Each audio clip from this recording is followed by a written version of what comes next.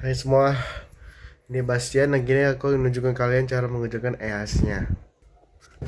Pertama kita akan mulai dulu dari nomor 4. Dulu kan dari nomor 4 karena menurut saya ini yang paling gampang. Pertama-tama kita tentukan dulu loopnya. Ini loop 1 dan loop 2. Ini I1, I2 masuk ke gabung sini dengan I3. Nah, begitu udah dapat kita akan sekarang ini I1 I2 sama dengan 3. Terus kita nentuin itu benci fisika. Terus kita nentuin ini loop satu itu apa saja. Aku bakal tulisin cepat. Nah, kalau mau itu saya bisa menggambar, kalian bisa bergambar, tapi saya kan bisa langsung menginput di sini saja. Langsung. Nah, di ini jadi input sesuai dengan arus ya. Tentu saja karena E1 itu masuk ke negatif, kita bikin negatif.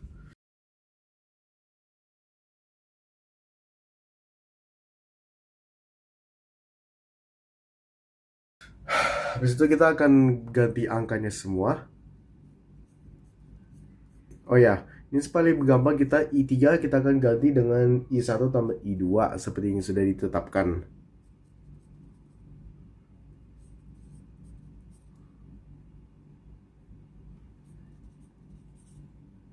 Terus ini kita tinggal tambah.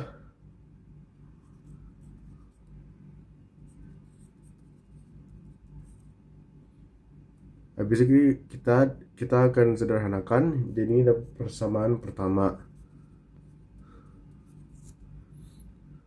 Sekarang kita ke loop 2. Loop 2 itu sebagian besar punya prinsip yang sama dengan loop 1.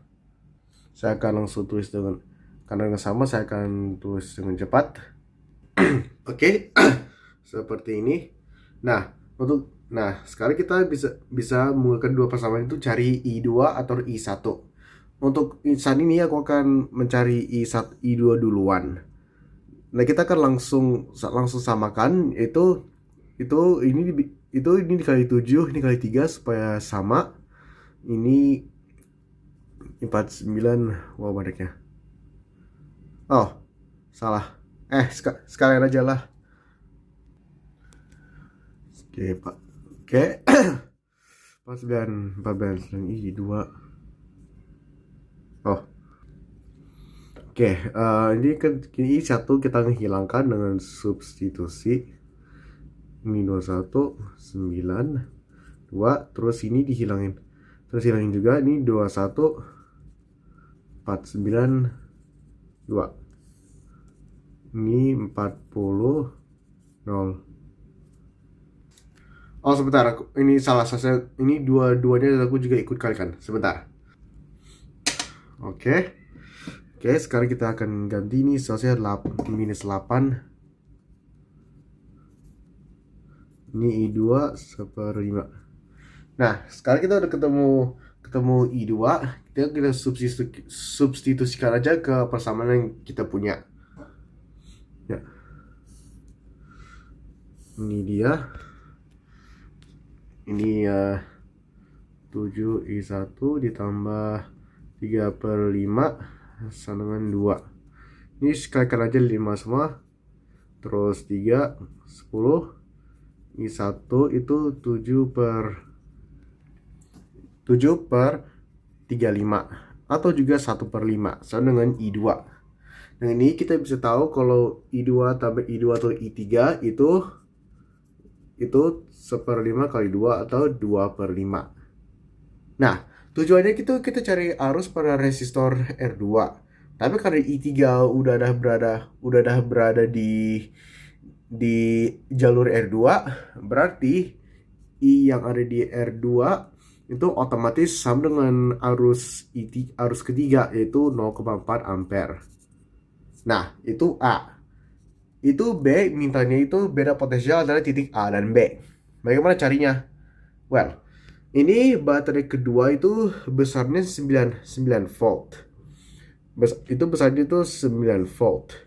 Kita akan cari V2 itu 9V. Terus bagaimana kita cari VA kurang VB? Hmm. Pertama-tama kita harus cari dulu berapa banyak potensial di resistor kedua. Itu mudah dilakukan. Tinggal cari 0,4 yang kita dapat dengan jumlah resistansinya, yaitu 9 ohm seperti yang beritahu di sini. Ya, hasilnya itu 3,6 volt. Begitu kita udah dapat, kita tinggal kurangkan saja. Aku akan memberi ini aja.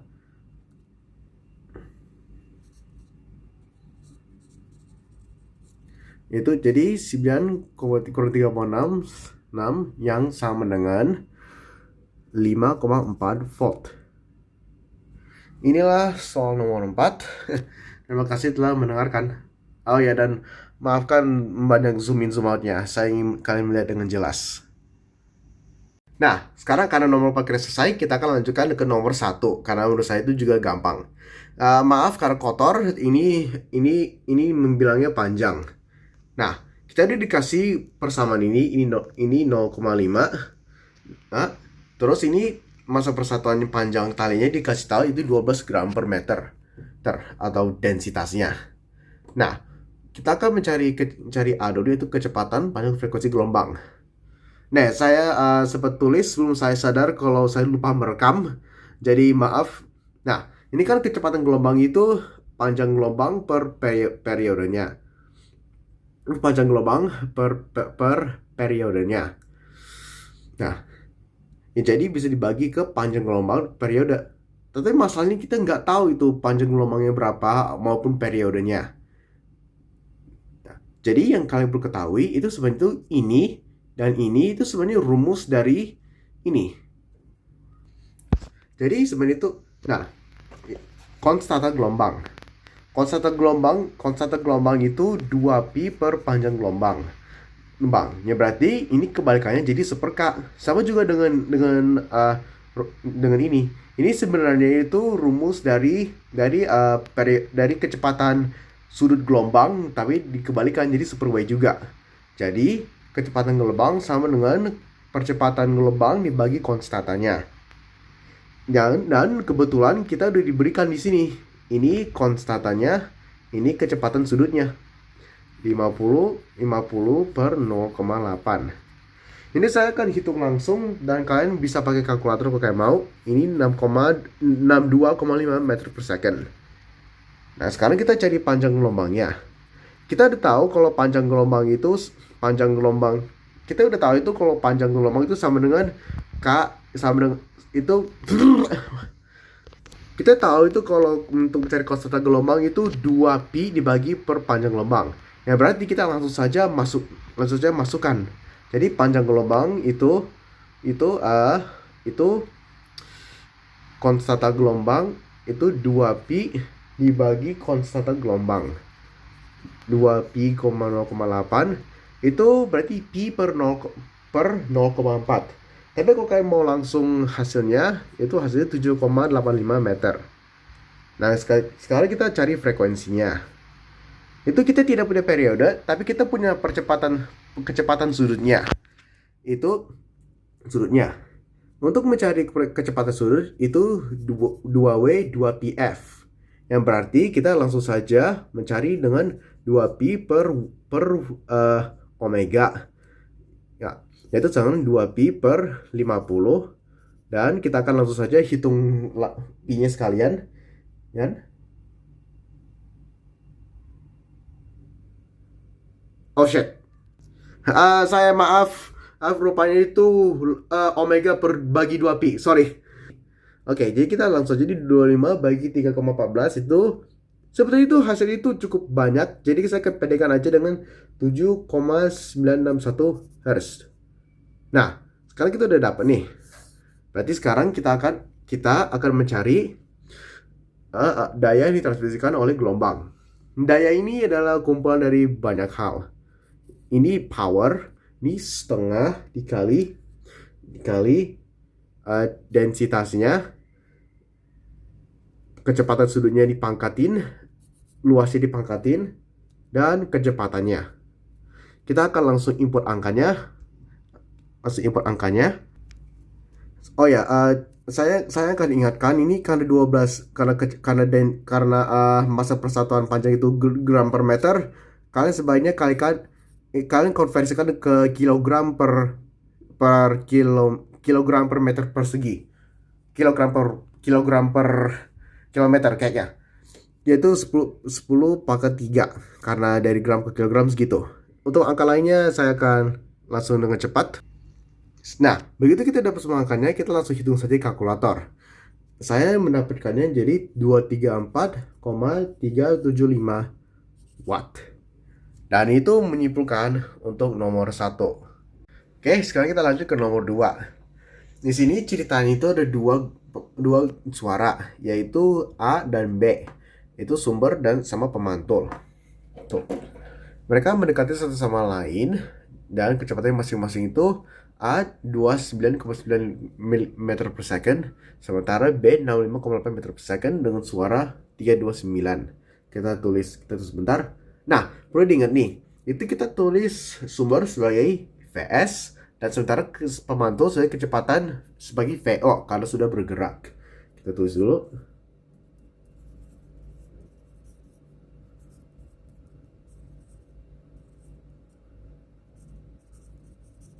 Dan untuk sumber suara itu cuma ditulis V karena dia universal.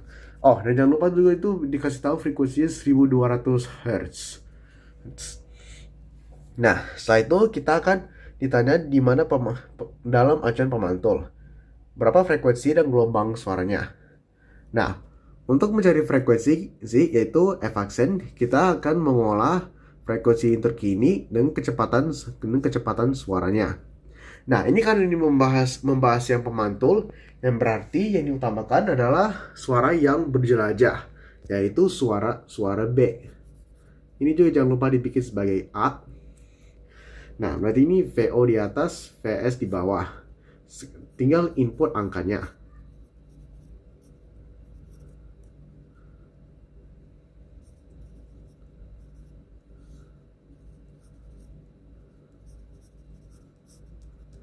Habis itu kita bisa hitung pakai kalkulator.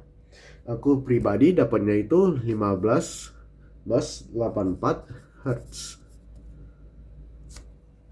Nah, begitu kita selesai mendapat frekuensinya, kita ini tanyakan itu cari panjang gelombangnya. Nah, itu rumus dari panjang gelombang itu.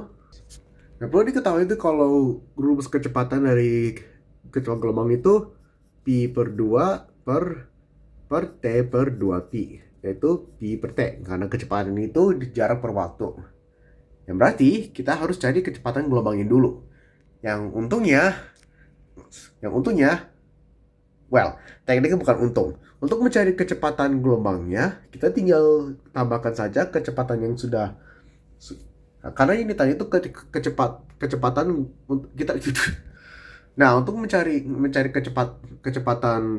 kecepatan gelombangnya, ya kita hitung saja kecepatan suara pemantul dengan kecepatan suara.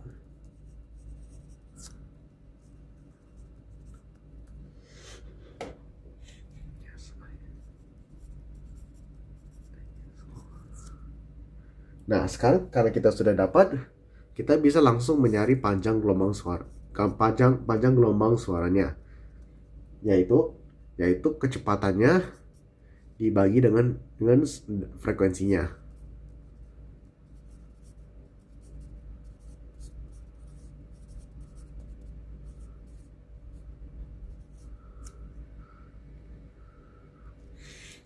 Yaitu setelah dihitung itu saya yakin itu banyak kalau dilihat di kalkulator scientific. Jika kita lihat di kalkulator scientific itu cukup hektik angkanya. Oleh karena itu kita akan berpura-pura saja ini 0,249. Nah, sekarang itu berlanjut lagi. Berapa frekuensi dan panjang gelombang suara dipatokan kembali ke sumber. Berarti ceritanya itu di pertanyaan A itu suaranya akan datang dari suatu tempat yaitu B, ke sumbernya yaitu A. Habis itu dari sumbernya yaitu titik A akan kembali lagi ke suatu tempat. Dan berarti itu sih rumusnya sama persis, tetapi bedanya kini yang dijadikan utama itu kecepatan sumber, bukan kecepatan pemantul seperti yang sebelumnya.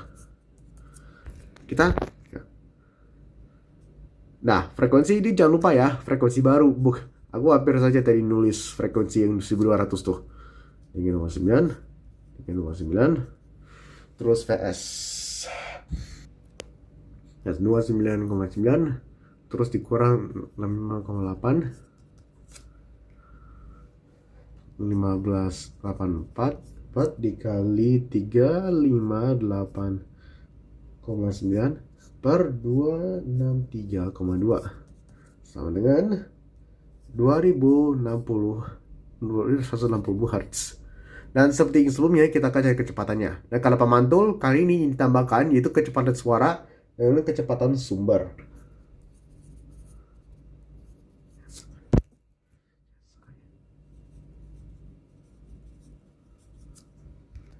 Dan dalam mencari gelombangnya itu sama saja seperti sebelumnya. V per F.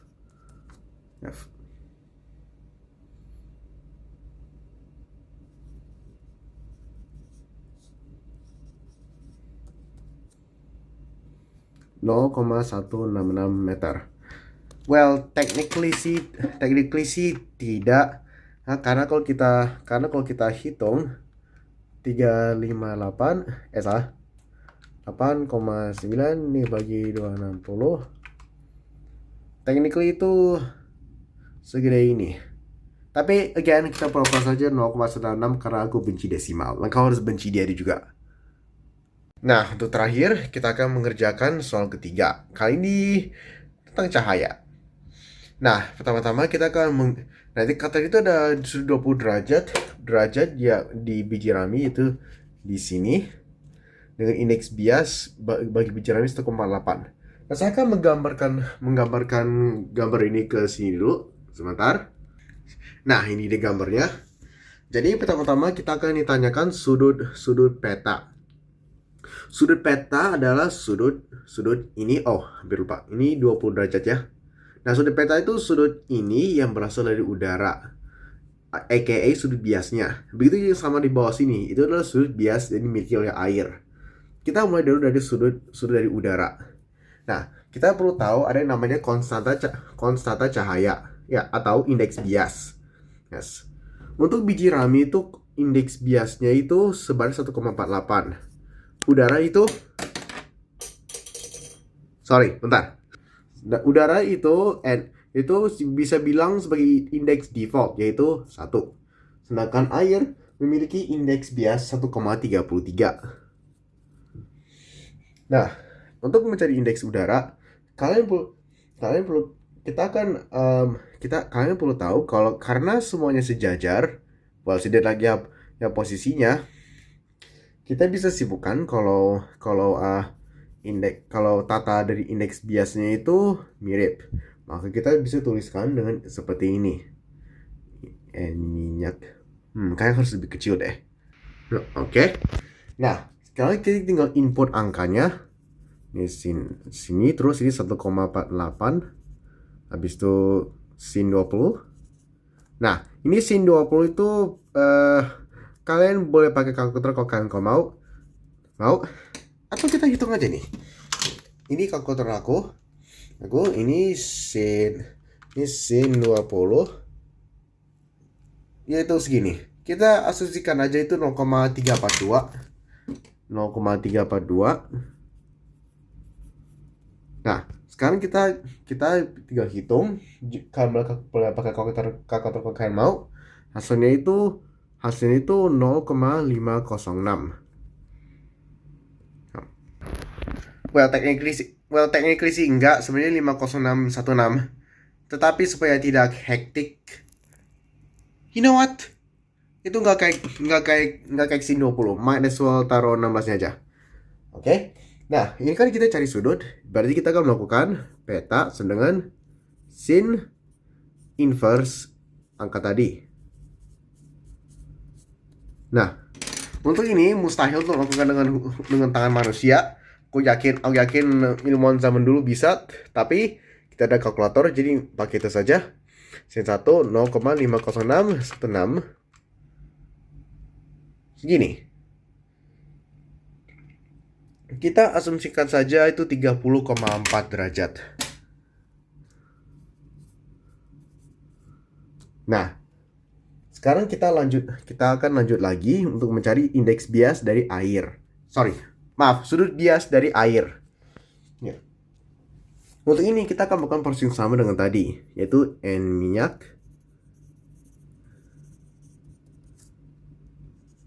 dan N air.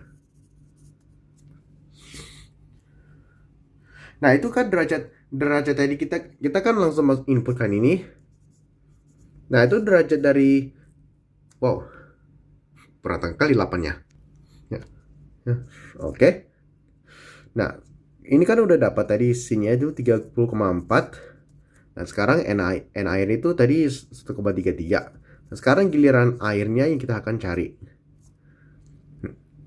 Ini langsung saja kita bikin sin petanya itu 1,48 per 1,33 dikali. Nah, sin 30,4 juga angkanya amburadul. Jadi kalian pakai kalkulator aja. Kalau kalian mau sih.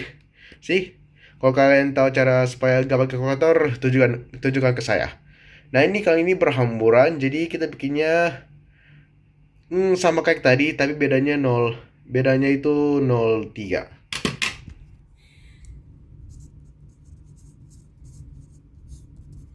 Habis itu kita akan hitung, yaitu hasilnya segini, 0,5631. Habis itu kita akan mencari petanya, yaitu sama dengan seperti tadi, 5631.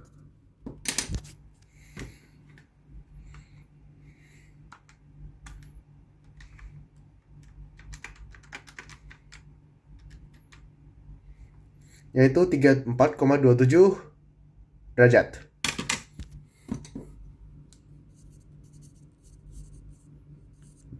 Dan itulah nomor 3. Dan seperti itu telah semua soal EAS Fisika tahun 2025. Bye.